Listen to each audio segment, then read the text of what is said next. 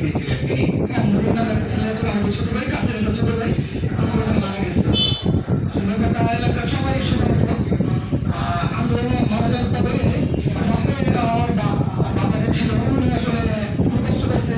তো কিছুদিন পর বাপটা মারা গেছে। আমরা তো অসুস্থ ছিল শারীরিকভাবে, তো সপ্তাহখানেক বা 10 দিন হচ্ছে মা মারা গেছে। একমাত্র বোন তার ভাইয়ের লাশ বুঝে পাওয়ার জন্য থানায় থানায় ক্লিয়ারেন্সের জন্য ধর্ণা দেন 6 দিন ধরে।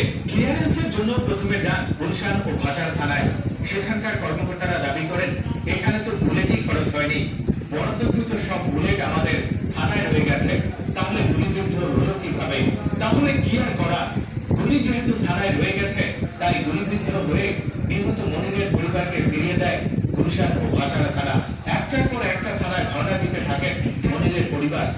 তারা শুধু লাশ দাফন করার ক্লিয়ারেন্স চাচ্ছিলেন, কোনোভাবে মিলছে না।